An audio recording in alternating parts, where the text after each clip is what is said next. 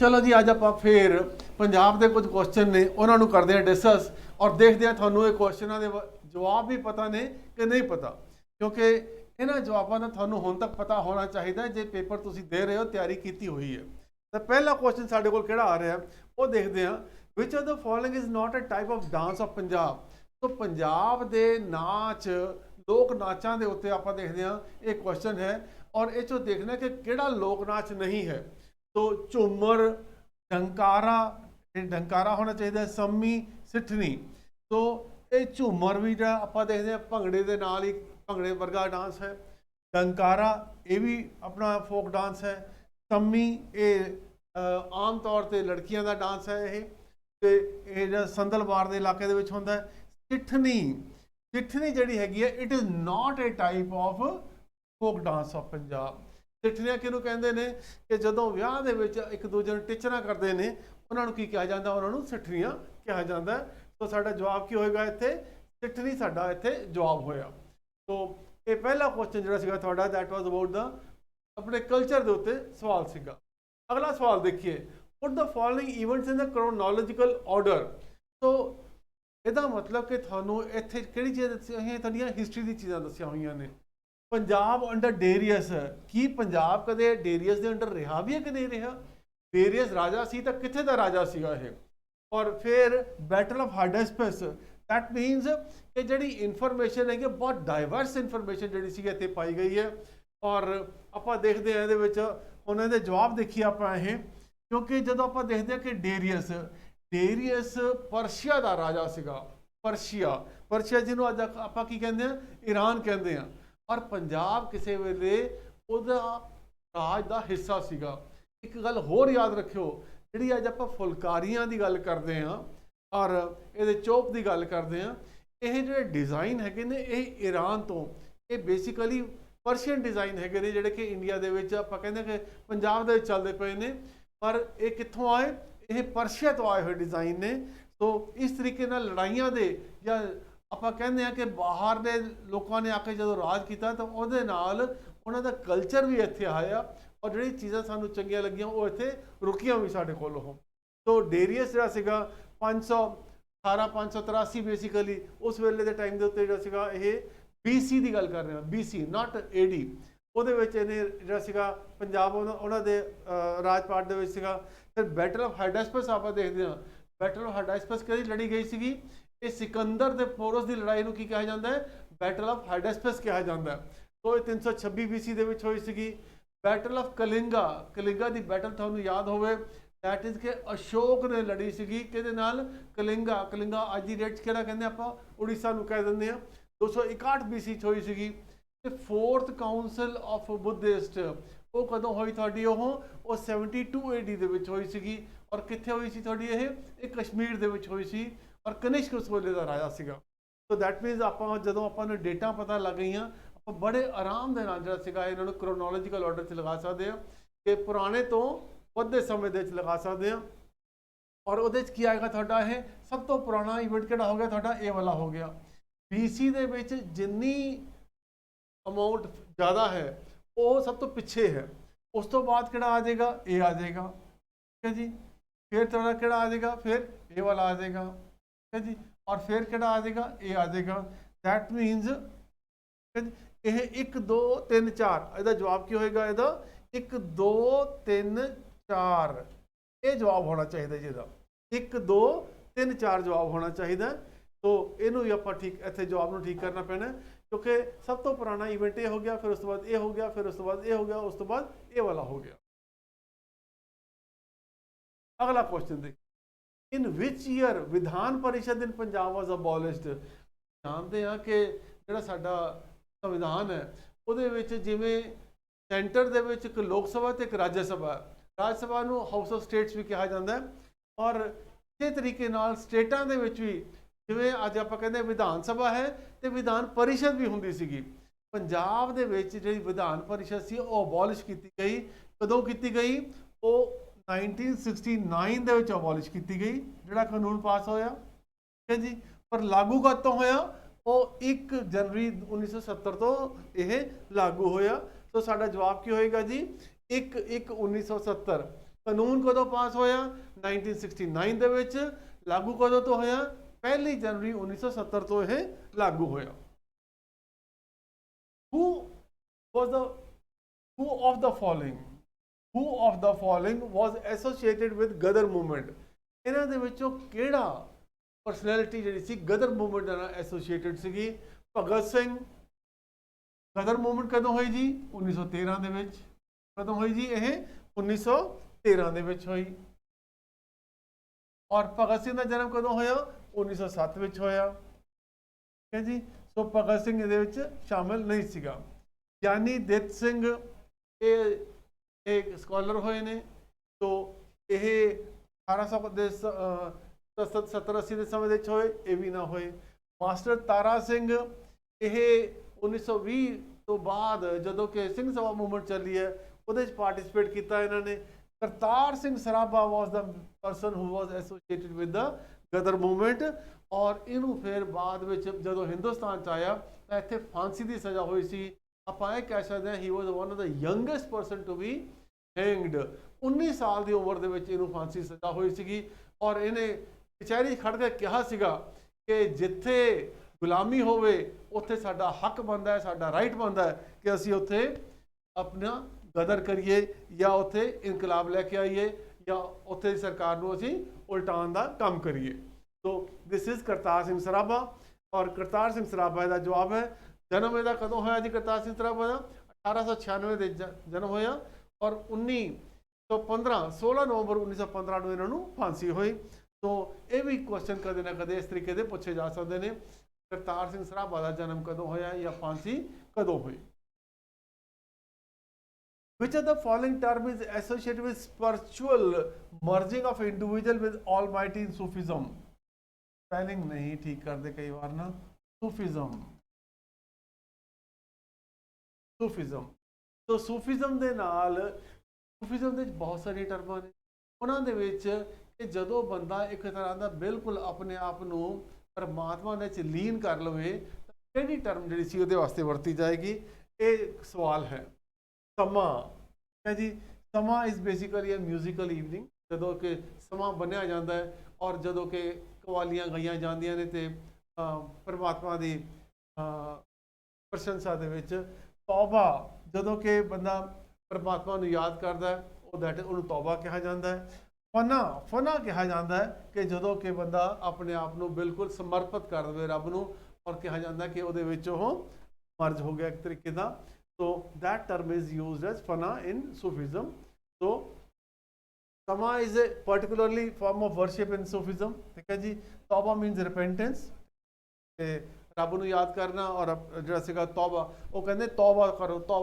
ਦੇਖਿਆ ਤੌਬਾ ਕਰਨ ਦਾ ਮਤਲਬ ਕੀ? ਆਪਣੇ ਆਪ ਨੂੰ ਕਿਸੇ ਕੰਮ ਤੋਂ ਜੇ ਕੋਈ ਕੰਮ ਗਲਤ ਕੀਤਾ ਤਾਂ ਉਸ ਤੋਂ ਪਿੱਛੇ ਹਟੋ ਜਾਂ ਉਹਦਾ ਆਪਣਾ ਪਛਤਾਪ ਕਰੋ। ਠੀਕ ਹੈ ਜੀ। ਫਨਾ ਹੋ ਗਿਆ ਤੁਹਾਡਾ ਇਹ, that is merger with the God. Who amongst the following has been youngest recipient of Sahitya Academy Award? ਇਹਨਾਂ ਦੇ ਵਿੱਚੋਂ ਕਿਹੜਾ ਸਭ ਤੋਂ ਛੋਟੀ ਉਮਰ ਦੇ ਵਿੱਚ ਜਿਹਨੂੰ ਕਿ ਸਾਹਿਤਿਆ ਅਕੈਡਮੀ ਅਵਾਰਡ ਮਿਲਿਆ? ਪਹਿਲਾਂ ਵੀ ਤੁਹਾਨੂੰ ਦੱਸਿਆ ਸੀਗਾ। ਇਹਦਾ ਜਵਾਬ ਹੈ ਸ਼ਿਵ ਕੁਮਾਰ ਬਟਾਲਵੀ। ਸ਼ਿਵ ਕੁਮਾਰ ਬਟਾਲਵੀ ਦੀ ਕਿਹੜੀ ਕਿਤਾਬ ਵਾਸਤੇ ਮਿਲਿਆ ਸੀਗਾ? That is Luna. ਔਰ ਕਦੋਂ ਮਿਲਿਆ ਸੀਗਾ? 1969 ਦੇ ਵਿੱਚ। 1969 ਦੇ ਵਿੱਚ ਲੂਣਾ ਇਹਨਾਂ ਦੀ ਬਹੁਤ ਮਸ਼ਹੂਰ ਕਿਤਾਬ ਹੈ। ਔਰ ਲੂਣਾ ਦੇ ਬੇਸ ਦੇ ਉੱਤੇ ਕੁਐਸਚਨ ਪਿੱਛੇ ਹੁਣੇ ਆਇਆ ਸੀ, ਐਕਸਾਈਜ਼ ਦੇ ਪੇਪਰ 'ਚ ਆਇਆ ਸੀਗਾ ਕਿ ਭਗਤ ਪੂਰਨ ਦੀ ਮਾਂ ਦਾ ਨਾਮ ਕੀ ਸੀ? ਭਗਤ ਪੂਰਨ ਦੀ ਮਾਂ ਦਾ ਨਾਮ ਕੀ ਸੀਗਾ? ਔਰ ਜਦੋਂ ਤੁਸੀਂ ਇਹ ਲੂਣਾ ਨੂੰ ਪੜ੍ਹਦੇ ਹੋ ਤਾਂ ਤੁਹਾਨੂੰ ਪਤਾ ਲੱਗਦਾ ਹੈ ਕਿ ਇਛਰਾ ਉਹਦਾ ਨਾਂ ਸੀਗਾ ਔਰ ਉਹਦਾ ਜਵਾਬ ਵੀ ਇਹੀ ਸੀਗਾ, ਇਛਰਾ ਉਹਦਾ ਜਵਾਬ ਸੀਗਾ। ਸੋ ਇੱਥੇ ਸੁਰਜੀਤ ਪਾਤਰ ਅਸੀਂ ਜਾਣਦੇ ਕਿ ਇਸ ਵੇਲੇ ਜਿਹੜੀ ਪੰਜਾਬੀ ਸਾਹਿਤ ਅਕੈਡਮੀ ਹੈ ਉਹਦੇ ਚੇਅਰਮੈਨ ਨੇ ਔਰ ਇਹਨਾਂ ਨੂੰ ਵੀ ਸਰਸਵਤੀ ਸਨਮਾਨ ਮਿਲਿਆ ਹੋਇਆ। ਕਿਹੜੀ ਕਿਤਾਬਾਂ ਨੇ ਜੀ ਇਹਨਾਂ ਦੀਆਂ? ਲਫ਼ਜ਼ਾਂ ਦੀ ਦਰਗਾਹ ਬਹੁਤ ਮਸ਼ਹੂਰ ਕਿਤਾਬ ਹੈ ਇਹਨਾਂ ਦੀ, ਲਫ਼ਜ਼ਾਂ ਦੀ ਦਰਗਾਹ, ਜਿਹਦੇ ਉੱਤੇ ਇਹਨਾਂ ਨੂੰ ਸਰਸਵਤੀ ਸਨਮਾਨ ਮਿਲਿਆ ਹੋਇਆ। ਹਨੇਰੇ ਵਿੱਚ ਸੁਲਗਦੀ ਉਹ ਵੀ ਇਹਨਾਂ ਦੀ ਕਿਤਾਬ ਹੈ, ਉਹਦੇ ਵਾਸਤੇ ਜਿਹੜਾ ਸੀ ਇਹਨਾਂ ਨੂੰ ਅਵਾਰਡ ਮਿਲਿਆ ਹੋਇਆ। ਸੋ ਦਲੀਪ ਕੁਮਾਰ ਟਿਵਾਣਾ ਇਹੋ ਹਮਾਰਾ ਜੀਵਨਾ, ਇਹਨਾਂ ਨੂੰ ਵੀ ਅਵਾਰਡ ਮਿਲਿਆ ਹੋਇਆ, ਸਰਸਵਤੀ ਅਵਾਰਡ ਮਿਲਿਆ ਹੋਇਆ। ਅੰਮ੍ਰਿਤਾ ਪ੍ਰੀਤਮ ਨੂੰ ਗਿਆਨਪੀਠ ਅਵਾਰਡ ਮਿਲਿਆ ਹੋਇਆ। ਸੋ ਔਰ ਇਹਨਾਂ ਦੇ ਬਾਰੇ ਸਾਨੂੰ ਅੰਮ੍ਰਿਤਾ ਪ੍ਰੀਤਮ ਦੀ ਕਿਤਾਬ ਕਿਹੜੀ ਹੈ? ਕਿਤੇ ਪਿੰਜਰ ਹੈ ਔਰ ਜਿਹਦੇ ਉੱਤੇ ਪਿਕਚਰ ਵੀ ਬਣੀ ਹੋਈ ਹੈ। ਸੋ ਇਹ ਇਹਨਾਂ ਦੀਆਂ ਕਿਤਾਬਾਂ ਨੇ ਜਿਹੜਾ ਬਾਰੇ ਸਾਨੂੰ ਇਹ ਪਤਾ ਹੋਣਾ ਚਾਹੀਦਾ। तो रसीदी टिकट भी अमृता प्रीतम की किताब है। तो सुरजीत पात्र की लफ्ज़ों की दरगाह, बिर कर्ज करे, क्लिकॉट एहो हमारा जीवना, अमृता प्रीतम की रसीदी टिकट, पिंजर, ये किताबां मशहूर किताबां ने।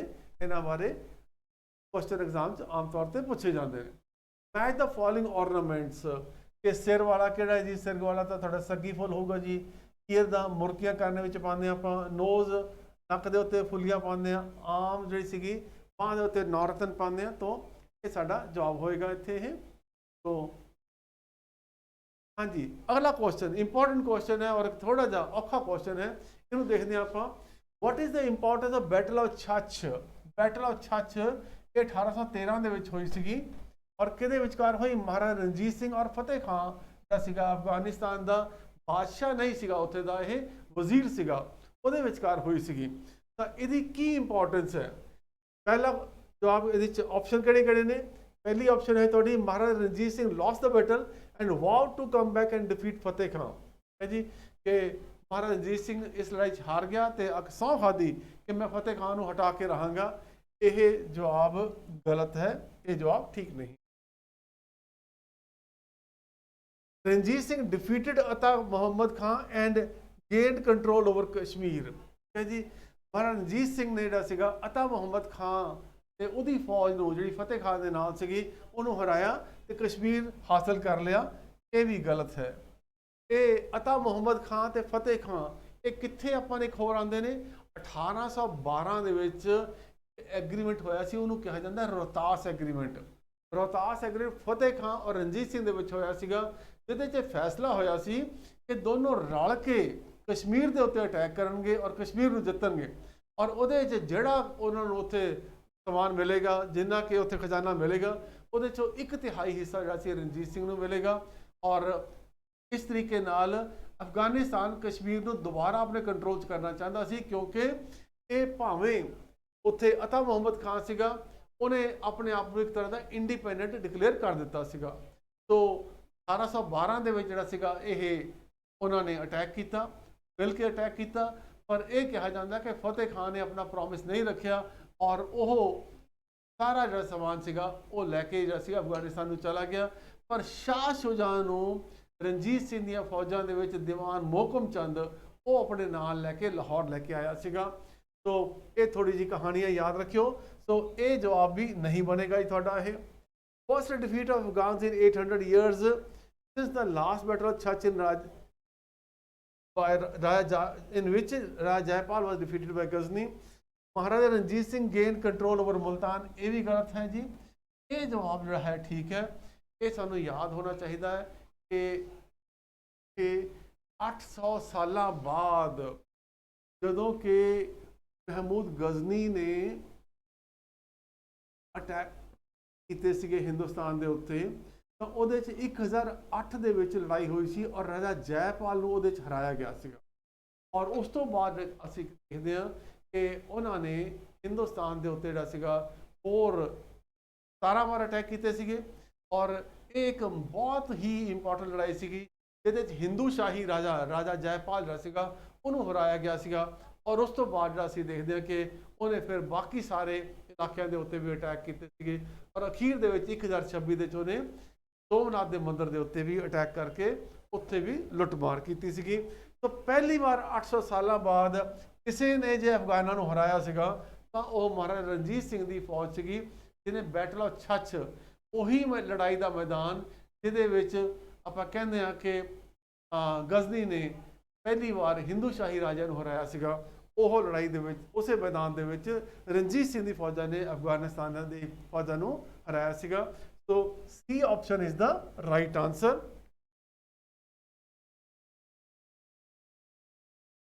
अगला question, which of the following countries area was smaller than Punjab? Smaller than Punjab, Punjab का एरिया कितना है जी? 50,362 स्क्वायर किलोमीटर। छोटा जा प्रदेश है अपना है। तो यदा इलाका 50,362 स्क्वायर किलोमीटर है। तो हुण आप देखना कि इस तो छोटा देश किहड़ा? तो आइसलैंड, ਇਹਦਾ एरिया तकरीबन 1.3 लाख के करीब है। स्क्वायर किलोमीटर के करीब है। और आयरलैंड का जो इलाका है दैट इज़ कोई 84,000 स्क्वायर किलोमीटर है। श्रीलंका का है वो कोई 65,000 है। और स्विट्जरलैंड सिर्फ 41,000 किलोमीटर है। 41,000 दैट मीनस अप्रोक्सीमेट ਤੁਸੀਂ कह लो जिन्ना पंजाब है ਉਹਦਾ 80% का इलाका होया। तो दैट मीनस कि ਇਹ जॉब ਸਾਡਾ ਕਿਹੜਾ ਹੋਇਆ जी, ਇਹ जॉब होया स्विट्जरलैंड जॉब ਬਣਿਆ। Where is Shobha Singh art gallery. Shobha Singh बहुत मशहूर पेंटर कौन ने जी, ये बहुत मशहूर पेंटर ने। और इन्हों की जी आर्ट गैलरी कितने है जी, ये अंद्रेटा कांगड़ा दे विच अंद्रेटा पालमपुर के कोल इन्हों की गैलरी है। बहुत मशहूर गैलरी है। उत्थे जांदे ते टिकट लगती है अंदर जाने वास्ते, पर उन्होंने पुरानियां पेंटिंग जड़ियां ने उत्थे पईयां ने, तो उन्होंने तुसीं जाके उत्थे देख सकते हो। पालमपुर तो पहला रस्ते दे कांगड़ा तो जाते हुए ये।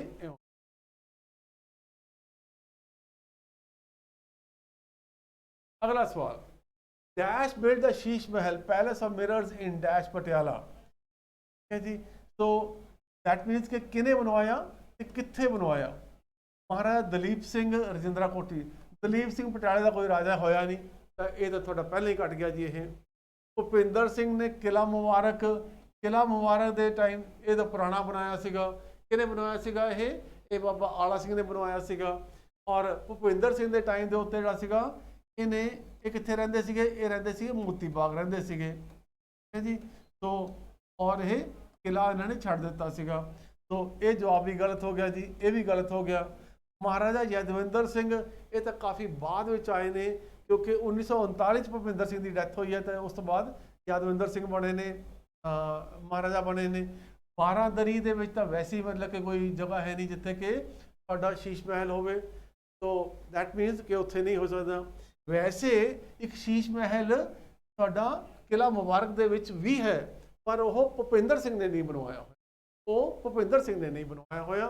तो महाराज नरिंदर सिंह उन्होंने जिहड़ा सीगा मोती बाग कि आपां कहंदे आ कि मोती बाग पैलेस है, जिहदे विच अजकल सामने वाले पासे नैशनल इंस्टीट्यूट ऑफ स्पोर्ट्स है, और वो बैक के उत्ते जिहड़ा सीगा महल है, और वो नाल ही लक्ष्मण झूला ते होर चीज़ां भी ने और म्यूजियम भी ने। तो महाराजा रजिंदर सिंह ने नरिंदर सिंह उन्होंने मोती बाग पैलेस दे विच जिहड़ा सी शीश महल बनवाया सीगा। ये साडा जवाब होया। Who was the court poet of Mahmood Ghazni.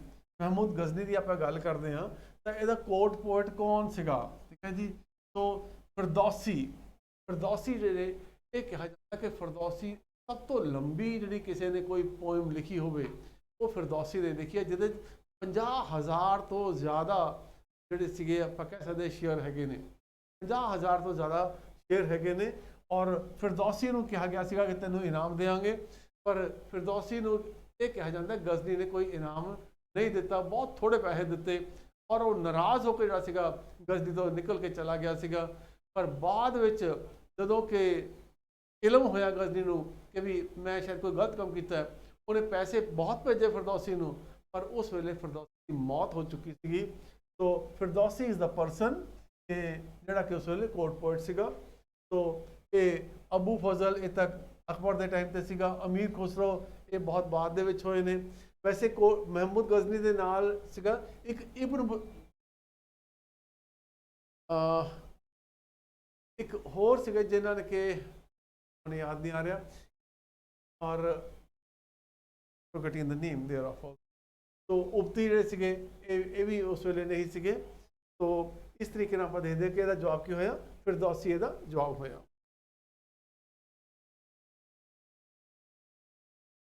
In comparison to 2001 census, population of Punjab has increased। कित्थे तो कित्थे इंक्रीज हुई, दैट मीन कि दोनों इन्फॉर्मेशन पता होनी चाहिए है। 2000 कितनी सी, 2011 ਦੇ ਵਿੱਚ ਕਿੰਨੀ ਸੀ। 2001 ਦੇ ਵਿੱਚ 2 ਕਰੋੜ 44 ਲੱਖ ਸੀਗੀ, और 2011 ਚ ਕਿੰਨੀ ਹੋਗੀ 277, तकरीबन 13.94% पॉपुलेशन वधी है ये। तो ये चीज़ भी कई बार पूछी जाती है, ये सानू पता होना चाहिए। Parents of Guru Nanak Dev ji belong to Hindu Khatri family, ये तो सारे जानते हो गए जी। तो who compose the famous romantic Heer Ranjha. ਆਮ ਤੌਰ ਤੇ ਅਸੀਂ ਵਾਰਿਸ ਸ਼ਾਹ ਕਹਿੰਦੇ ਕਿ ਉਹਨੇ ਤਾਂ ਕੀਤੀ, ਉਸ ਤੋਂ ਇਲਾਵਾ ਦਮੋਦਰ ਨੇ ਵੀ ਕੀਤੀ। तो ਇਹ ਵੀ ਸਾਨੂੰ ਪਤਾ ਹੋਣਾ ਚਾਹੀਦਾ ਕਿ ਦਮੋਦਰ ਨੇ ਵੀ ਹੀਰ ਰਾਂਝਾ ਲਿਖੀ ਹੋਈ ਹੈ। which word ਨਹੀਂ यूज ਹੁੰਦਾ ਜੀ, who ਹੁੰਦਾ ਹੈ। was the last governor of British province of Punjab before independence, E.M. Jenkins was the last governor of Punjab before independence। और ਜਦੋਂ पंजाब आज़ाद होया तो उस वेले किहनूं बनाया गया जी, P.N. सिंह त्रिवेदी नूं पंजाब दा गवर्नर बनाया गया। After independence, before independence it was E.M. Jenkins।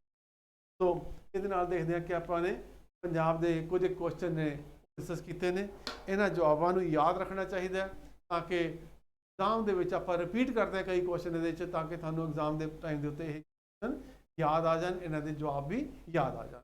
Thank you. Hello everyone, चलिए 67 मॉक टेस्ट के क्वेश्चंस को देखते हैं, उसके आंसर्स को देखते हैं, लास्ट में अपना स्कोर टैली कीजिएगा। Let's begin. ठीक है, चलिए पहला क्वेश्चन देखते हैं। Diamond is harder than graphite because. ठीक है, डायमंड ग्रेफाइट से हार्डर क्यों होता है? तो आंसर क्या हो जाएगा इसका?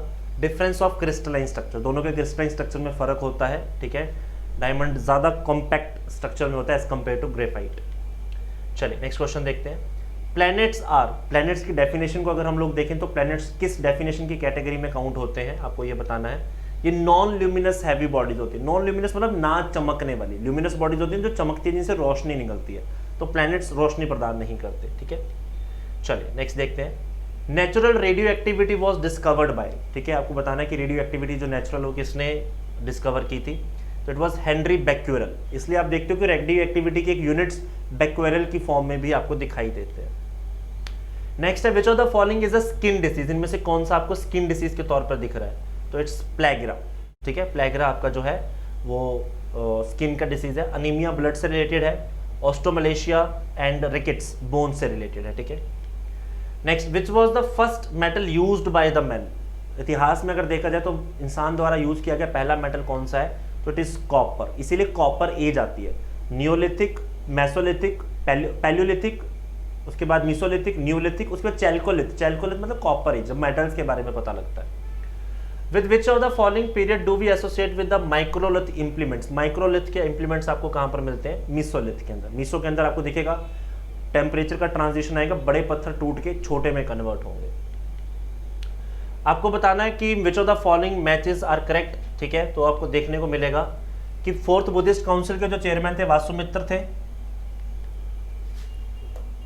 ठीक है, ये वासुमित्र थे।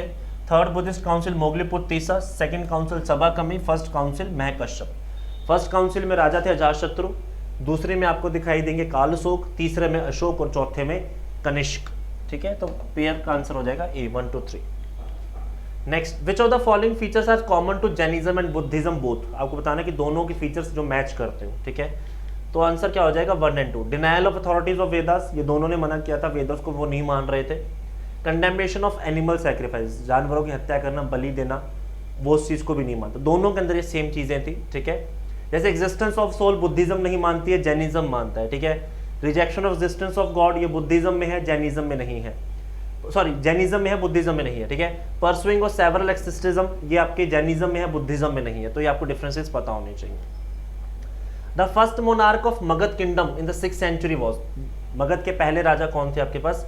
बिंबिसार हुआ करते थे। कॉन्टेम्पररी थे ये महावीर जैन और बुद्ध के। Next, with which of the following Mauryan emperors abdicated his throne and migrated to the south to live as a Jain ascetic. Question ये है कि मगध के किस बादशाह ने अपनी जो सल्तनत थी वो छोड़ दी थी और बाद में वो जैनिज्म में कन्वर्ट हुए थे? तो इट वॉज चंद्रगुप्त मौर्य, अशोका के जो दादा थे। विच of the following is not a condition of becoming a citizen of India. इनमें से कौन सी कंडीशन नहीं है जिससे आपको भारत की नागरिकता मिलती है? एक्वायरिंग प्रॉपर्टी, प्रॉपर्टी एक्वायर करने से भारत के नागरिक नहीं हो जाते। Who is the competent of prescribed condition for acquiring Indian citizenship? तो पार्लियामेंट के पास पावर होती है। आर्टिकल जो 11 है वो पार्लियामेंट को पावर देता है कि आप सिटीजनशिप में चेंजेस कर सकते हैं। Which one of the following does not constitute the electoral college of the electing the president India? ठीक है, इनमें से आपको कौन वोट करता हुआ नहीं दिखाई देगा? लेजिस्लेटिव काउंसिल के मेंबर वोट करते हुए नहीं दिखाई देंगे आपको। नॉमिनेटेड मेंबर्स भी वोट नहीं करते हैं राज्यसभा के। If the president wants to resign from the office he may do so by writing to, अगर प्रेसिडेंट को रिजाइन देना तो किसको रिजाइन देगा, he will resign to the vice president, ठीक है। Next, the president of India is, तो he is a supreme commander of defence forces of union and executive head of the union, तो वो defence forces का भी head है और union का भी हेड है, ठीक है। GST falls under which type of tax, तो ये कैसा टैक्स है, इनडायरेक्ट टैक्स, डायरेक्ट टैक्स नहीं है, इनडायरेक्ट टैक्स है, ठीक है। Which neighboring country of India signed memorandum of understanding with ISA to increase use of solar energy, International Solar Alliance, तो बांग्लादेश इसके अंदर ऐड हो गई है, ठीक है, पहले नहीं थी। Who was सेवेलाल Maharaj who was seen in the news, तो सेवेलाल महाराज आपके पास कौन है, स्पिरिचुअल लीडर है, ठीक है, अभी न्यूज में काफी ज्यादा थे ये। Next, which country recently received GSMA government leadership award 2023, तो ये अवार्ड हमारे खुद के भारत को मिला है, ठीक है, GSMA award. A 1300-year-old Buddhist stupa has been recently unearthed in which state, तो ये उड़ीसा के अंदर पाया गया है, ठीक है, 1300 साल पुराना एक स्तूपा उड़ीसा के अंदर पाया गया, ठीक है। Super typhoon Rai, one of the strongest typhoon in the recent time, devastated the southern part of which country in December 16, तो ये फिलीपाइंस में आया था और बहुत लोगों की हत्या इसमें हुई है, मतलब हत्या नहीं कहूँगा, उनकी मौत हुई है, ठीक है। DRDO successfully test fired on 18 December new generation missile Agni P, ठीक है, जो कि APJ अब्दुल कलाम उड़ीसा का आइलैंड है वहां से लॉन्च की गई थी। आपको बताना है कि इसमें पी के बारे में कौन सी स्टेटमेंट करेक्ट नहीं है, ठीक है, नॉट की सेंस में क्वेश्चन है, it is a cruise missile नहीं है ये, ठीक है। The Indian air force signed MOU with which institution of technology to produce indigenously weapon system and achieving self reliance, मतलब कौन सी ऐसी IIT है जो भारत के एयरफोर्स को इंडिजीनियसली खुद से वेपन्स बनाने में हेल्प करेगी, तो this will be the IIT Madras. Which state or UT is the host of race across India, Asia's longest ever cycle race, तो ये कहां पर हुई है, जम्मू कश्मीर के अंदर हुई है, ठीक है। Which of the following are allowed to do government agency businesses, तो all of them, private bank भी करते हैं, प्राइवेट पब्लिक सेक्टर्स भी करेंगे और scheduled payment banks भी काम करते हैं। चलिए, this is all we have from this section, stay tuned for the next one, thank you। Hello student, कैसे हैं आप लोग? उम्मीद करते हैं बहुत अच्छे होंगे। तो जैसे कि आपको मालूम है कि ज्ञानम हर हफ्ते आपके लिए कुछ ना कुछ नया लेके आता है, तो आज फिर से मैं आशीष आपके सामने यहाँ पे आया हूँ और हम यहाँ पे मॉक टेस्ट करेंगे। चलिए क्लास स्टार्ट करते हैं। तो सबसे पहले देखते हैं मॉक में फर्स्ट क्वेश्चन में आपके पास कंप्यूटर के क्या लिखा है। contain specific rule and words that express the logical step of an algorithm। आपके पास कौन सी ऐसी वैल्यू है जो कि logical step of the algorithm को क्या करती है, डिफाइंड करती है। तो सबसे पहले आपके पास यहाँ पे ऑप्शन है syntax, programming structure, programming language या फिर लॉजिकल चार्ट। देखो लॉजिकल चार्ट में तो दिखाया जाता है और प्रोग्रामिंग लैंग्वेज के थ्रू एग्जीक्यूट किया जाता है, स्ट्रक्चर की जरूरत आपको नहीं है। तो सिंटैक्स जो होता है वो इसका राइट आंसर बनेगा, क्योंकि थ्रू सिंटैक्स के आप लोग सारा का सारा काम यहाँ पे बनाते हैं। सिंटैक्स का मतलब है कि एक तरीके से किसी बिल्डिंग का आर्किटेक्चर डायग्राम, तभी वो काम आपके पास यहाँ पे करता है। तो सिंटैक्स के थ्रू ये काम होता है, तो इसका आंसर क्या बनेगा, ए ऑप्शन। चलिए नेक्स्ट देखते हैं। Changing an existing document is called the document. जो भी मतलब आपके पास कोई ओपन डॉक्यूमेंट है, जैसे मैं इसी की बात करूं या इसी में कोई मैं चेंजेस करूं, तो इसको क्या बोलेंगे, क्रिएटिंग, एडिटिंग, मॉडिफाइंग या फिर एडजस्टिंग। एडजस्ट तो नहीं बोलते हैं, एडजस्ट का मतलब होता है खींचना। वो आपके पास क्रिएट का मतलब है न्यू करना, मॉडिफाई का मतलब है चेंज करना। अब यहाँ पे सबसे सुटेबल आंसर बनता है एडिट। एडिटिंग जो है, editing is the right word, क्योंकि जो भी आपके पास एग्जिस्टिंग चीज है उसमें एडिट करके नई चीज बना देना, तो उसका मीनिंग यहाँ पे होता है एडिटिंग, ठीक है। चलिए नेक्स्ट देखते हैं वर्चुअल मेमोरी। वर्चुअल वर्ड का मीनिंग क्या होता है, वर्चुअल क्या होता है, अनरियलिस्टिक, अनलॉजिस्टिक, जो कि रियलिटी में नहीं है उसे बोला जाता है वर्चुअल। तो अगर मैं बात करता हूँ वर्चुअल क्या है, virtual memory on the hard disk that the CPU use to extend the RAM. तो आंसर तो वैसे यही है, इन द रैम, ठीक है। आगे है only necessary if you need to have RAM in your computer, a backup device for the floppy disk नहीं। तो इसका आंसर बनेगा ए ऑप्शन। क्यों ए बनेगा, क्योंकि आपके पास रियलिटी में ऐसी कोई मेमोरी नहीं होती है, बट जब कोई प्रोसेस हमें चलानी होती है, हमारे सिस्टम में स्पेस नहीं होता है, तो ये क्या करता है, हार्ड डिस्क से कुछ स्पेस बोरो करके उस प्रोसेस की एग्जीक्यूशन करवा देता है। That is called virtual memory, ठीक है, that is called virtual memory. Next देखते हैं आपके पास यहाँ पे the key will launch the start button. ऐसी कौन सी की है जो लॉन्च करती है स्टार्ट बटन को? एस्केप, शिफ्ट, विंडो, ये शॉर्टकट। देखो नाम से ही पता चल रहा है ये तो होगी ही नहीं। एस्केप का मतलब बाहर है, शिफ्ट का मतलब किसी अनदर की हेल्प से चलता है, शॉर्टकट कुछ होता नहीं, तो एक ही की बची है जो कोई है आपके पास विंडो की। ठीक है, नेक्स्ट देखते हैं to move to the beginning of the line of the text press the key. अगर बिगिनिंग मतलब स्टार्टिंग, बिगिनिंग में माने तो स्टार्टिंग। ठीक है, होम, ओल्ट, पेज अप या फिर एंटर। एंटर का मतलब है नए पेज पे, पेज अप का मतलब है टॉप पे, अल्ट किसी उससे काम करता है। इसका जो करेक्ट आंसर बनेगा वो होम बनेगा, क्योंकि स्टार्टिंग में जब होम दबाते हैं तो सबसे टॉप पे आप लोग पहुंच जाते हैं। ये रहा next question, when sending an email the line describe the content of the message. आपको मालूम है कि जब भी आपको कोई ईमेल सेंड करते हैं तो मैसेज का ऊपर हेडिंग लिख के आपको पता चल जाता है कि ये किसके रिगार्डिंग है, टू, सब्जेक्ट, कंटेंट या सीसी। तो आपको मालूम है सीसी तो होगा नहीं, वैसे कई बार सीसी का फुल फॉर्म आप लोगों से पूछ ले जाता है। CC means carbon copy, carbon copy. ठीक है, याद रखिएगा, वैसे अभी तो आंसर नहीं है पर पता होना चाहिए। तो कंटेंट में तो डिस्क्राइब करते हैं पूरा कंटेंट, टू किसको सेंड किया जा रहा है, तो सब्जेक्ट जो रहेगा, सब्जेक्ट में आप लोग दिखाते हैं कि क्या ईमेल आपके पास लिखा गया है। ठीक है, चलिए नेक्स्ट क्वेश्चन आप लोग देखते हैं। सबसे पहले क्या है, which group do you work with when the formatting text is word? Table, paragraph and indexes, paragraph, indexes and section, character, section and paragraph, indexes, character and table. तो ए बनेगा table, paragraph and indexes. Next बात करता हूं, विच of the following is the largest unit of the storage? इनमें से कौन सा largest unit है स्टोरेज का? जीबी, केबी, एमबी, टीबी। तो सबसे लार्जेस्ट जो है वो है टीबी। आंसर जो है टीबी, बाकी तो आंसर नहीं है, पर इसका फुल फॉर्म याद रखिए, टेराबाइट, टेराबाइट, बाकियों के भी megabyte, kilobyte and GB means gigabyte. तो ये आप लोगों को याद होना चाहिए। करेक्ट आंसर जो है वो टीबी है, टेराबाइट है सबसे बड़ा यूनिट जो है यहाँ पे। ठीक है, नेक्स्ट देखते हैं आपके पास, the tell the computer how to use its component. ऐसी कौन सी चीज है जो कोई कंप्यूटर को बताती है कि अपने कंपोनेंट को कैसे यूज करेंगे? यूटिलिटी, नेटवर्क, ऑपरेटिंग सिस्टम या फिर एप्लीकेशन प्रोग्राम। एप्लीकेशन प्रोग्राम है ये, तो यूटिलिटी इन्हांस करता है, नेटवर्क के थ्रू कनेक्शन बनाया जाता है, ऑपरेटिंग सिस्टम, विंडो अगर आपके सिस्टम में नहीं है तो कुछ भी नहीं कर पाएंगे।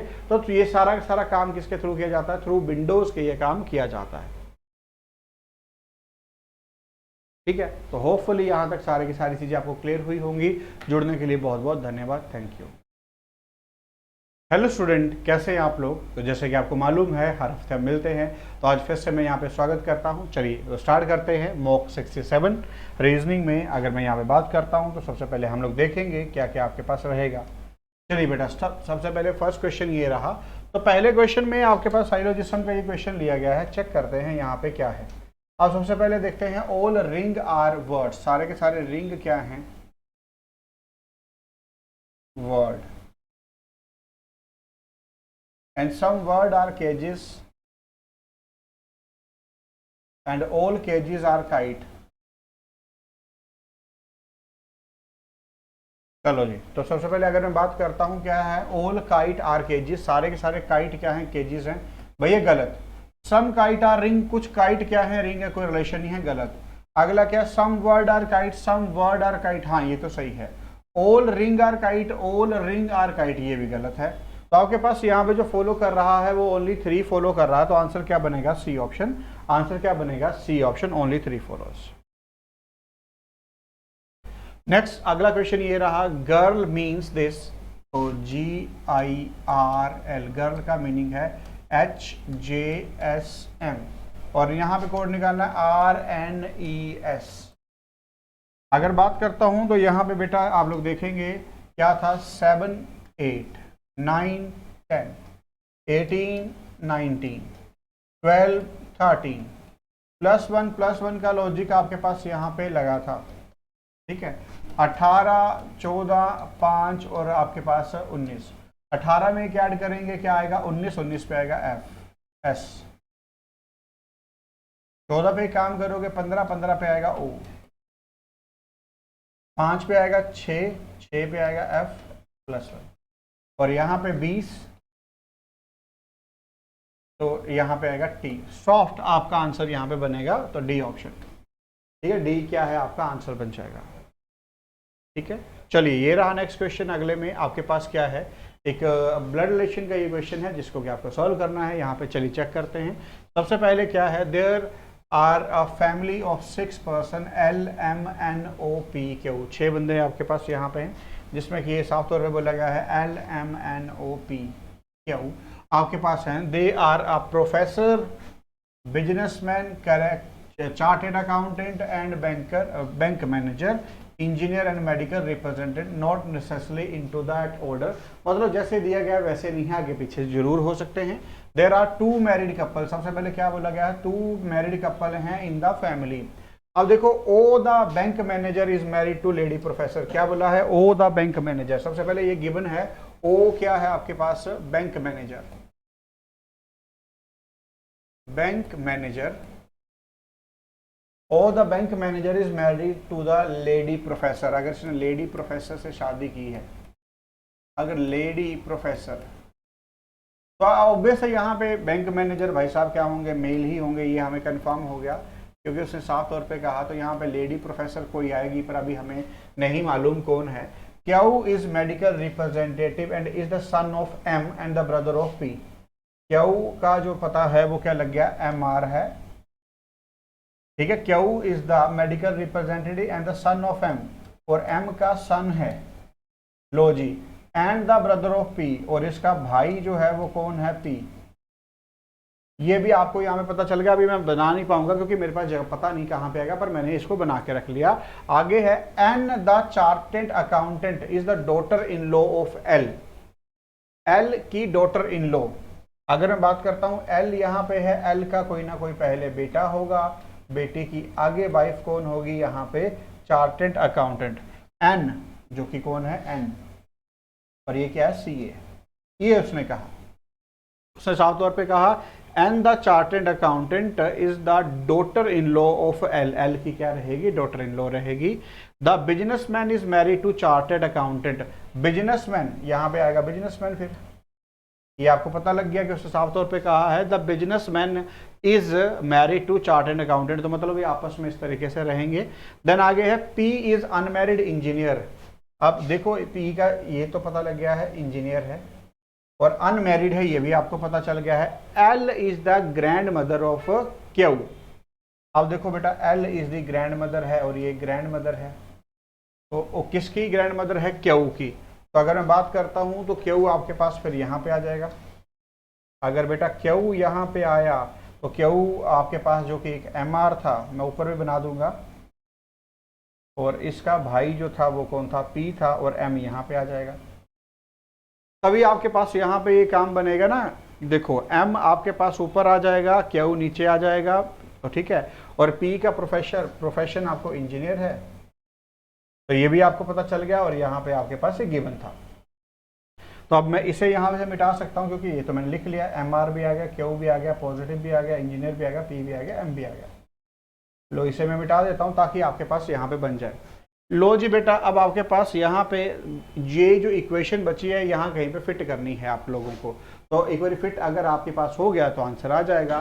तो मैं यहाँ पे अभी के लिए ना इसे काम करता हूँ, इसे यहाँ बना लेता हूँ। एल जो कि ग्रैंड मदर है, तो वहाँ से यहाँ बना रहा हूँ, एल जो कि ग्रैंड मदर है, तो यहाँ लिख देता हूँ ग्रैंड मदर, और इसका बेटा कौन है, बेटा एम। एम अपने आप में क्या है, बिजनेसमैन, यहाँ लिख देता हूँ बिजनेसमैन, ठीक है। और उसकी आपके पास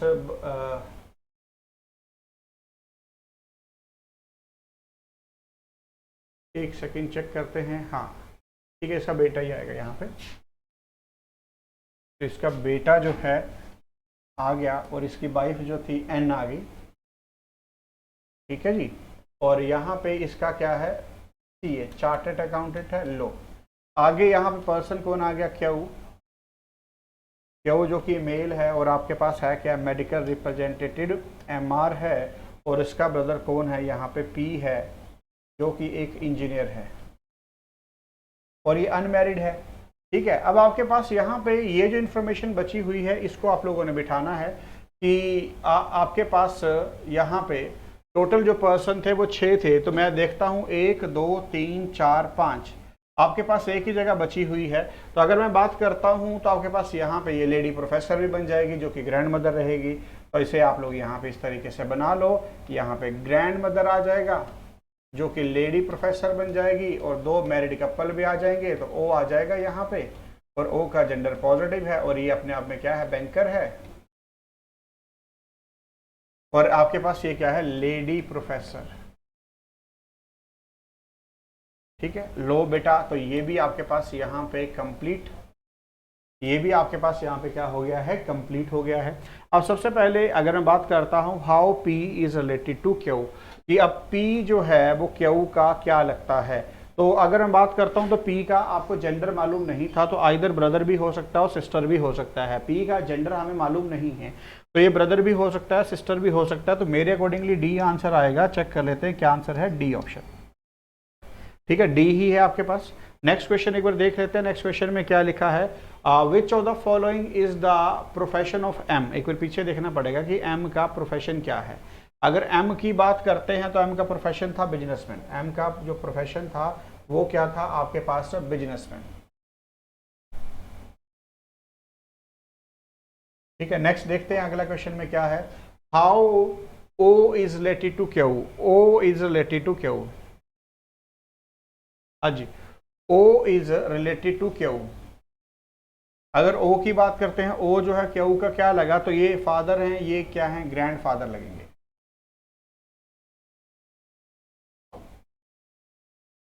ग्रैंडफादर, तो आपके पास आंसर आएगा बी ऑप्शन।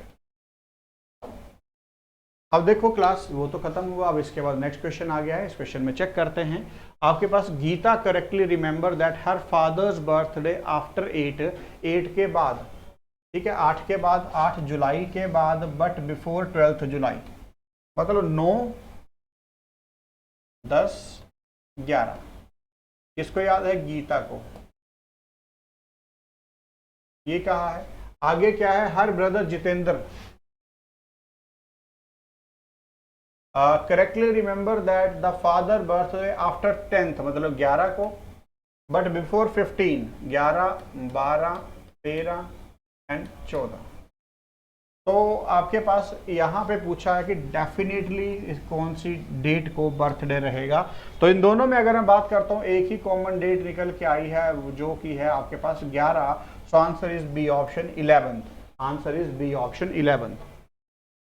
ठीक है, चलिए नेक्स्ट क्वेश्चन देखते हैं। अगला क्वेश्चन क्या है आपके पास, अगले क्वेश्चन में देखते हैं, आर्ग्यूमेंट एजप्शन का है। तो सबसे पहले है direction of duty and indiscipline have comes stay in the organisation, मतलब कार्य निष्ठा अगर आप में नहीं है तो ऑब्वियस फिर आप लेजीनेस लिखाएंगे। तो सबसे पहले है organisation is what the employee are, and second है employee are expected to their duty. ठीक है, तो अगर मैं बात करता हूं तो आपके पास सेकंड ही यहाँ पे फॉलो करेगा, क्योंकि जो एम्प्लॉई है उसको पता होता है अपनी ड्यूटीज क्या है। ठीक है ना, तो सेकंड, फर्स्ट आपके पास क्या रहेगा, organisation is what employee are, ये तो गलत रहेगा। ठीक है, नेक्स्ट चेक करते हैं अगला आपके पास क्या है। हाँ जी, इस क्वेश्चन में चेक करते हैं सबसे पहले क्या है, if it is possible to make meaningful word which second, third, fifth and 12th letter of the word metropolitan. तो मैं काउंट ही कर लेता हूं, सेकंड कौन सा है, ई, थर्ड कौन सा है, टी, फोर्थ फिफ्थ कौन सा है, ओ, और 12th कौन सा है, एन। तो mean using each letter only once, then which of the following the last letter of the word, it more than one such word can be formed, mark M is your answer, and it is no such word can form, mark X is your answer। तो इसे arrange करते हैं। सबसे पहले तो इसे arrange करने पे एक जो मीनिंगफुल वर्ड बना वो है नोट, एंड नोट ई, दूसरा बना है टोन, TONE, TONE। अगर दो मीनिंगफुल वर्ड बन जाएंगे तो आंसर क्या आ जाएगा, एम आ जाएगा, यही उसने लिखा है, आंसर क्या आ जाएगा, एम। तो आंसर इज एम। चलिए नेक्स्ट क्वेश्चन देखते हैं। अगले क्वेश्चन की अगर मैं बात करता हूं तो यहाँ पे इस क्वेश्चन में देखेंगे, ये बड़ा इंपॉर्टेंट क्वेश्चन है, कि यहाँ पे डिफरेंस होगा। देखिए 95 लिखा है, 115.5 लिखा है, एंड 138 और नेक्स्ट और 189। अब देखो बेटा, अगर मैं बात करता हूं तो यहाँ पे आप लोग देखेंगे कि 95 से लेके इसके बीच में जो डिफरेंस है वो कितना है। 95 में अगर 5 ऐड करते हैं तो आपके पास 100 बन जाता है, तो मतलब 20.5 का डिफरेंस यहाँ पे है, 20.5 का डिफरेंस अगर यहाँ पे है। तो अब 138 से अगर मैं चेक करता हूँ तो आपके पास कितने का है, 138 से लेके चेक कर लीजिए, 138 से लेके आपके पास 115, 115.5।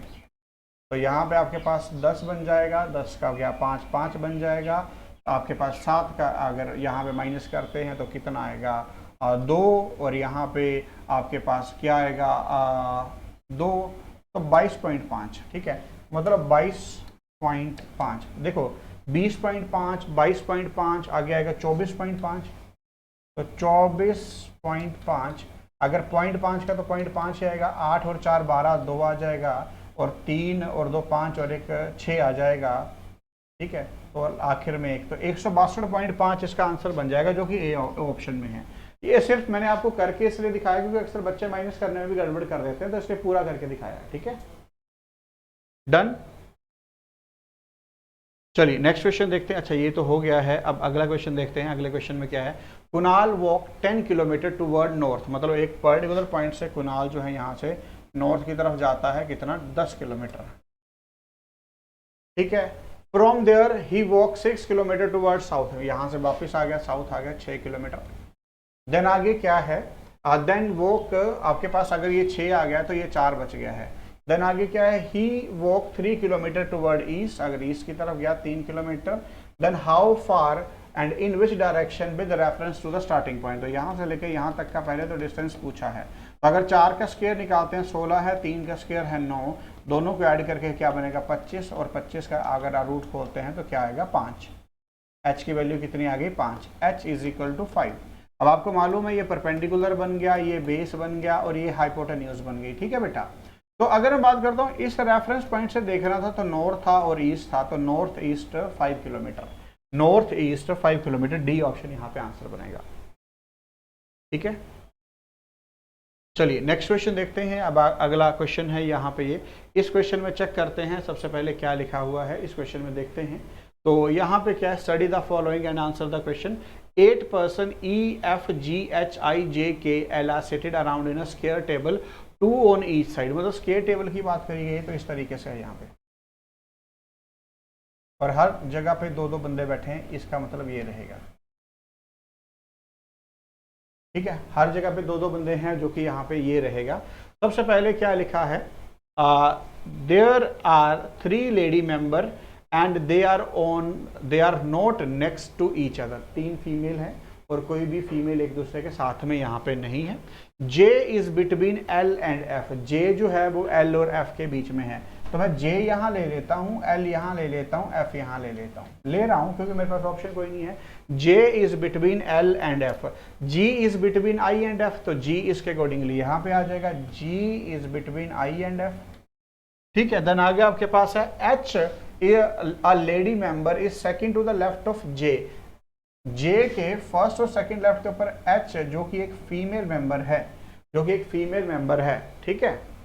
तो यहाँ पे आ गई F a male member, F जो कि मेल मेंबर है, उसने बोल दिया है F जो कि मेल मेंबर है, F a male member is seated opposite to E a lady member, तो यहाँ पे E आ गया और जो कि एक फीमेल मेंबर है, ठीक है जी। तो अगर मैं बात करता हूं आगे आपके पास क्या है, there is a lady member between F and I, F और I के बीच में, तो ये भी फीमेल मेंबर हो गई। अब आपके पास अगर मैं बात करता हूं तो बंदा एक ही बचा है, बंदा E, F, G, H, I, J, K, L, E आ गया, F आ गया, G आ गया, H आ गया, J, K बचा है, सो K यहाँ पे, और आपके पास एक फीमेल, दूसरी फीमेल, तीसरी फीमेल, तो बाकी सारे के सारे क्या होंगे, मेल ही रहेंगे, ये आपके पास यहाँ पे है, तो 1, 2 और 3, तो ये भी क्या होगा, मेल ही होगा, क्योंकि 3 फीमेल थी तो 3 फीमेल आप लोगों ने यहाँ पे बना ली है, ई, जी और आपके पास एच। तो चलिए एक एक करके आंसर यहाँ पे निकालते हैं, क्या रहेगा। सबसे पहले है who among of the following are the 3 female member, E H G, E H G, A option ही है, ठीक है, आंसर है। नेक्स्ट क्वेश्चन देखते हैं, how many person are sitting between K and F. तो के और एफ के बीच में कितने हैं, 3 बंदे हैं, वो तो आपको मालूम है, कैसे भी करेंगे ऐसे करेंगे तभी भी, ठीक है। चलिए अगर मैं यहाँ पे बात करता हूँ, अगले क्वेश्चन में क्या लिखा है, introducing a man, a women said, women बोलती है, क्या बोलती है, मैन, ही, मतलब मैन कौन है यहाँ पे, ही कौन है यहाँ पे, man, he is the only son of the my mother's brother। He, women ने कहा,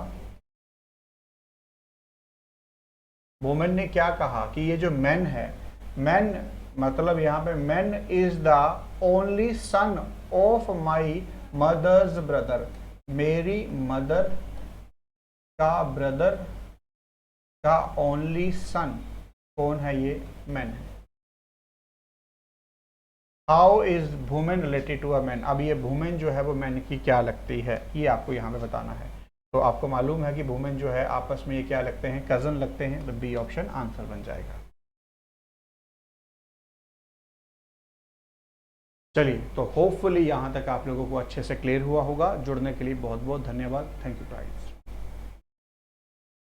हेलो दोस्तों, स्वागत है आप सबका ज्ञानम के ऑनलाइन लर्निंग प्लेटफॉर्म पर। और आज के सेशन में हम करने वाले हैं आपके वीकली मॉक टेस्ट का क्वांट के पार्ट का सॉल्यूशन, और आपका टेस्ट नंबर चल रहा है 67। चलिए स्टार्ट करते हैं फर्स्ट क्वेश्चन के साथ। क्या बोला गया है, Ravi and Kumar are working on an assignment, Ravi takes 6 hours to type 32 page. तो रवि 32 पेज 6 hours में करता है, तो अगर 2 से मैं डिवाइड करूं तो रवि की एफिशिएंसी क्या है, 16/3 है। एंड वाइल कुमार टेक्स, और कुमार क्या करता है आपका 40/5, मतलब कुमार की एफिशिएंसी क्या है, 8 है। How much time will they take working together on 2 different computers to type an assignment of 110 pages. ठीक है, देखो अगर हम दोनों के एफिशिएंसी की बात करें, इसकी एफिशिएंसी 16/3, इसकी एफिशिएंसी 8, तो एलसीएम लेंगे 8 × 3 24, तो दोनों की कंबाइंड एफिशिएंसी क्या होगी, 40/3। तो 110 पेजेस को टाइप करने में 40/3, तो 3 ऊपर चला जाएगा, तो ये 33/4, मतलब 8 1/3, 8 1/4 सॉरी 8 1/4, मतलब 8 hours 15 minute। ऑप्शन सी इस क्वेश्चन का आपका राइट आंसर होगा।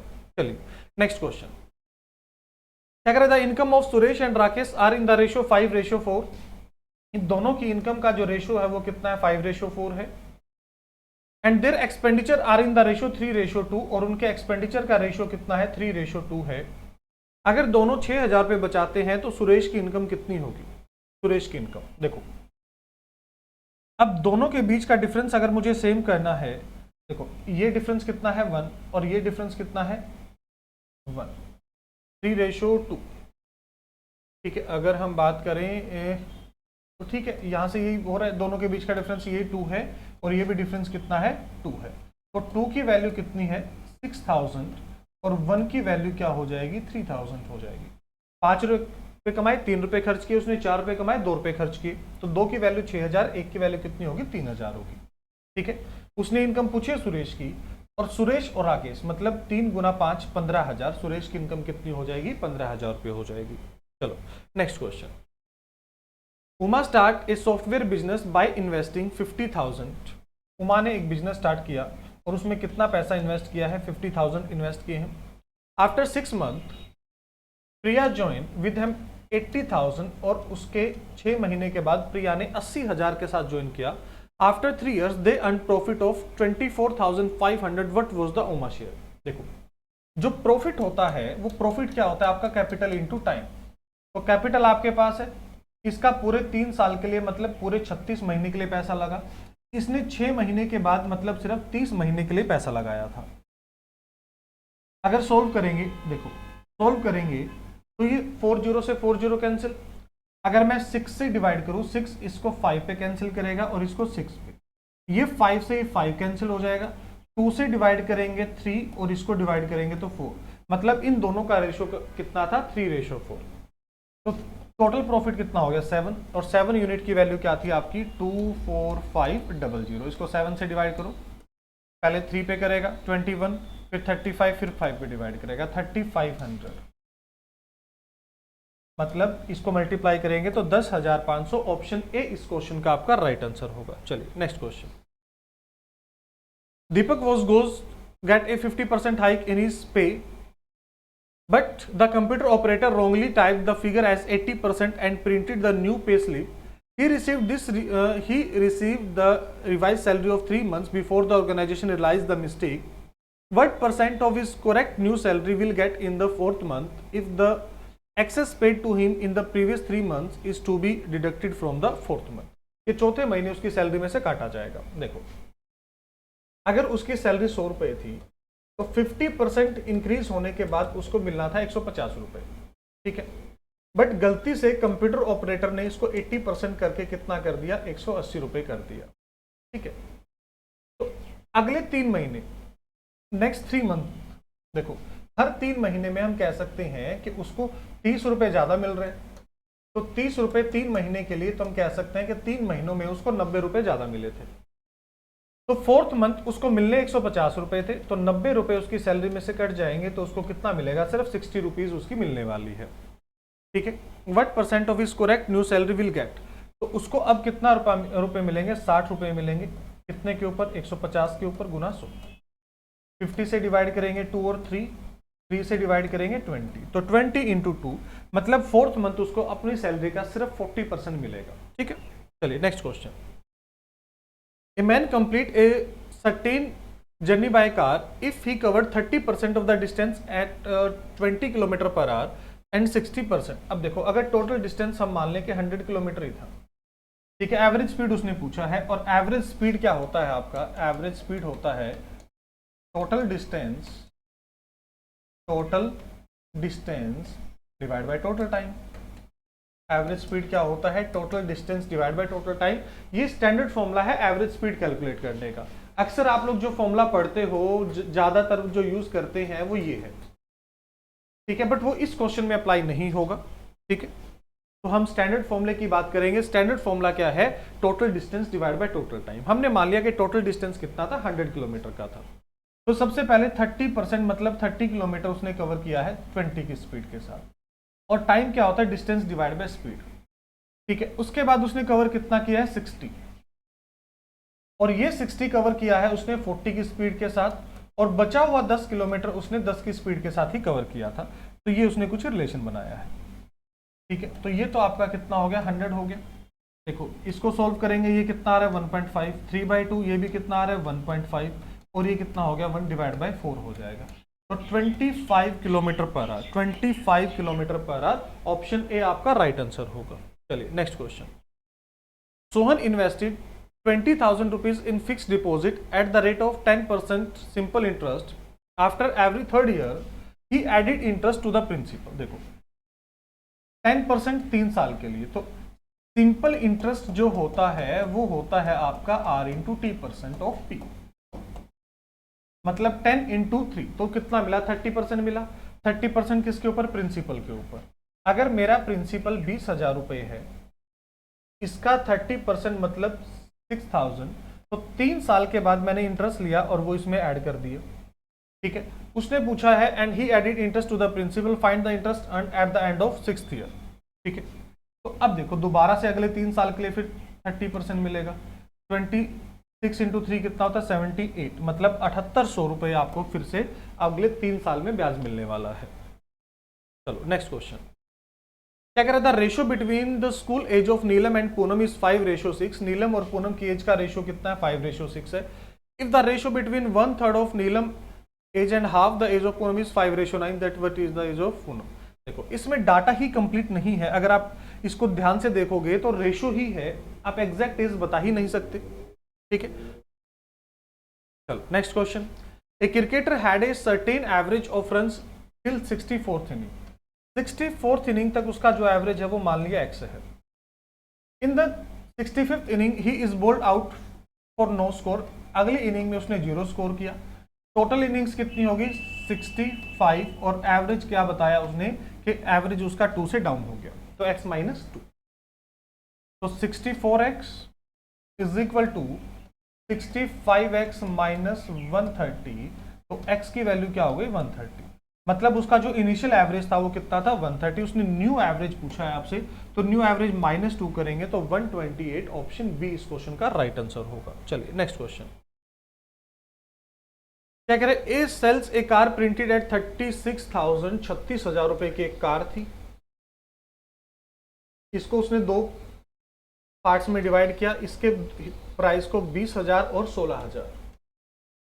ठीक है, इसके ऊपर वो क्या कह रहा है कि अगर 8% का डिस्काउंट दे और इसके ऊपर अगर वो 5% का डिस्काउंट दे तो उसका सेलिंग प्राइस कितना होगा वो हमें बताना था। देखो इसका 8%, अगर 1% की वैल्यू बात करूं 200 रुपए, तो 1600 रुपए का डिस्काउंट देगा, तो मैं कह सकता हूं कि 18,600 रुपए में सेल करेगा। इसके ऊपर 800 रुपए का डिस्काउंट देगा तो मतलब 15,200 रुपए में सेल करेगा। ठीक है, तो अगर इन दोनों को ऐड करें तो 068 33,800, एक सेकेंड, 5% ऑन 16,000,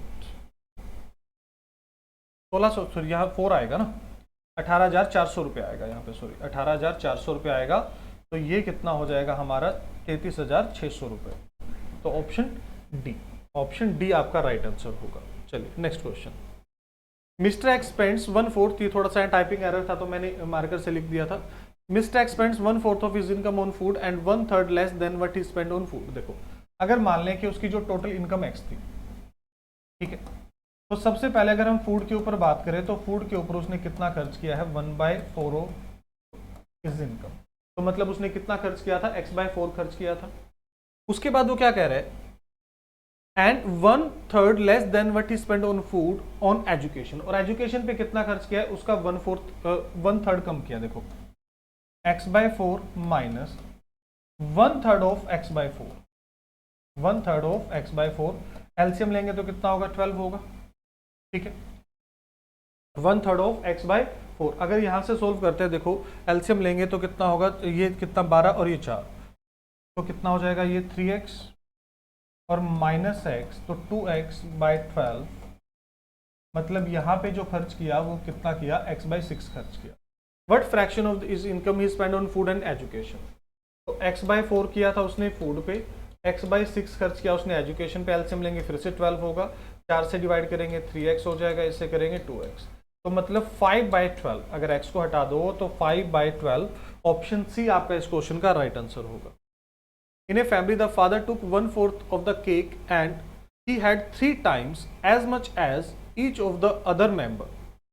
ठीक है, the total number of family members, अगर इस क्वेश्चन की बात करें तो उसने क्या बोला है कि एक फादर ने केक लिया है, ठीक है, और उस फादर ने कितना केक लिया है, बाकी लोगों के पास जितना भी है उसका 1/4। ठीक है, तो टोटल नंबर ऑफ पर्सन हमें बताने हैं कि टोटल नंबर ऑफ पर्सन कितने होंगे। अब देखो in a family father take 1/4 of the cake. ठीक है, अगर हम टोटल परिवार में अगर मेंबर्स कंसिडर कर लेते हैं कि चलो अगर टोटल परिवार में x मेंबर थे, फादर से अलग फादर को इंक्लूड कर देंगे, ठीक है, तो टोटल कितने पर्सन हो गए x+1। In a family father took 1/4 of the cake and he had 3 times much as the each of the other family member. तो जो अदर फैमिली मेंबर्स हैं उनको हमने x कंसिडर किया है, तो जो टोटल पर्सन्स हो जाएंगे परिवार में वो कितने हो जाएंगे x+1 हो जाएंगे। कितने हो जाएंगे x+1 हो जाएंगे। अब देखो फादर का जो शेयर है वो कितना होगा 1/4, तो हम कह सकते हैं कि जो फादर का शेयर है 1/4 है बाकी सबके शेयर का। ठीक है, बाकी सबके शेयर का एक सेकेंड, क्योंकि देखो इस लाइन के मतलब को समझना ज्यादा जरूरी है कि फादर को कितना मिला था 1/4 मिला था। ठीक है, 1/4 मिला था, 1/4 of the cake and he had 3 times, और ये 3 गुना ज्यादा है, ये 3 गुना ज्यादा है किसका टोटल का, तो हम कह सकते हैं कि ये कितना हो गया आपका 3/4x हो गया। ठीक है, कि बाकी सबके पास जितना था उससे 3 टाइम्स ज्यादा था। ठीक है, और अब अगर हम दोनों को इक्वल करना चाहते हैं तो 3 into 3/4x is equal to 1/4 is equal to 1/4। यहां से अगर सोल्व करेंगे तो 9x और 3/1 सेकेंड, ये x डिवाइड में होगा, x इधर आ जाएगा ये आपका, तो ये 9 4x इज इक्वल टू कितना हो गया 36 हो गया। तो x की वैल्यू कितनी आ गई 9, x की वैल्यू 9। टोटल फैमिली मेंबर पूछे थे तो कितने हो गए 10 हो गए। टोटल फैमिली मेंबर कितने हो गए 10। चलो नेक्स्ट क्वेश्चन। इन ए क्लास 75 स्टूडेंट, उसके बाद क्या कह रहा है 1/5 of the total number of student of girls. ठीक है, जितने भी नंबर ऑफ गर्ल्स हैं उसका टोटल का कितना बताया गया 1/5 बताया गया है। ठीक है, और 3/5 of the total number of boys join A cricket club. जितने लड़के थे उसका 3/5 और जितनी लड़कियां थी उसका 1/5 क्रिकेट क्लब ज्वाइन किया। If the total number of boys joining the club is 27, देखो 3/5 का मतलब है कि 5 में से 3 लोगों ने, ये गुना 9 हो रहा है, तो इंटू 9 मतलब टोटल नंबर ऑफ बॉयज कितने थे 45 थे। टोटल नंबर ऑफ बॉयज कितने थे 45। ठीक है, बॉयज कितने हैं 45, टोटल स्टूडेंट कितने थे 75, तो नंबर ऑफ गर्ल्स कितने हैं 30। उसने पूछा what is the respective ratio of the total number of boys to total number of girls joining the club. देखो ये तो 27 था, हमें पता ही था। ठीक है, अब इसका 1/5 मतलब कितने 6, अगर मैं 3 से डिवाइड करूंगा तो 9:2 ऑप्शन आपका राइट आंसर होगा। चलो, A large watermelon weight 20 kg with 96% of the water। देखो अगर 96% वाटर है तो जो पल्प का पार्ट होगा वो सिर्फ कितना होगा 4% होगा। तो 4% ऑफ 20 kg, और यहां देखो बाद में कितना है वाटर का पार्ट 95% है, तो पल्प का पार्ट कितना होगा 5% ऑफ x कैलकुलेट कर लो, ये इसको 4 पे डिवाइड करेगा, 4 × 4 16 kg इस क्वेश्चन का आपका राइट आंसर होगा। चलिए लास्ट क्वेश्चन था। आई होप ये सभी क्वेश्चन सभी बच्चों को क्लियर होंगे। अगर किसी बच्चे का कोई डाउट है, कंफ्यूजन है, तो आप कमेंट बॉक्स में हमें अपना डाउट बता सकते हैं। Hello everybody, welcome to the English section of this mock. We have question number 1 as this. आपको रिप्लेस करना है सेंटेंस इंप्रूवमेंट के तौर पे। ऑब्वियसली जो आपके सामने मैटर है वो कुछ ऐसा है, the summer has set out and the days are getting warm. Summer has set in, गर्मियां आ गई हैं, start off a something. I can not put forth with this nasty fellow. Put forth नहीं, I can not put up with this nasty fellow, मैं नहीं रह सकता इसके साथ। Next is the dispute regarding the emoluments of the junior doctors came to a head this week. Came to a head का मतलब होता है reached a crisis this week, कुछ तरीके से क्राइसिस ही बन गया। नेक्स्ट है idiom. He's a strange fellow. It is very difficult to deal with him. It seems that he has a bee in his bonnet. Bee in his bonnet का मतलब होता है an obsession about something. किसी भी तरीके के obsession को बोलते हैं bee in his bonnet. Next, आपको बताना है जो opposite हो word के, obscured आपका word है। The facts of the case were obscured by the speech of the defense counsel. छुपा दिए गए थे, तो उसको opposite निकालना है आपको। Opposite is clarified. Due to his excessive craftiness, he achieved success but lost friends. Due to his excessive craftiness यहाँ पर आ रहा है, इसका opposite is we can say simplicity. craftiness का मतलब होता है पर्सन बहुत ज्यादा जैसे बोलते हैं ना बनावटी है, बनावटी बन गया है। अब उसको opposite बताना है आपको। opposite की बात करेंगे तो simplicity हो जाएगा। स्ट्रेट फॉरवर्डनेस का मतलब तो होता है ना वो बिल्कुल स्ट्रेट, मतलब जैसा है वैसा दिखता है, सिंपल है, ज्यादा वो बनावटी नहीं है, तो पर्सनालिटी की बात हो रही है। करेक्ट सेंटेंस निकालना, we discussed about the matter yesterday. About नहीं लगता, ऑफ नहीं लगता, डायरेक्टली डिस्कस्ड।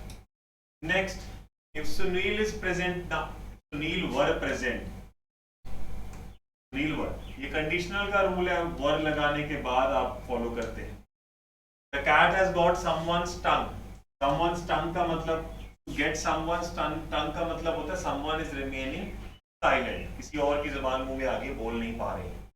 अगला है सिनोनिम बताना है आपको वर्ड में, द वर्ड इज हॉटियर। हॉटियर का एग्जैक्ट मतलब हो जाएगा पर्सन हु इज बहुत गुस्से में रहने वाला, एरोगेंट लगा लो। इम्पेकिनियस का भी सिनोनिम बताना, इम्पेकिनियस का मतलब हो जाता है जिसकी परवरिश अच्छी ना की हो, इम्पॉवरिश्ड।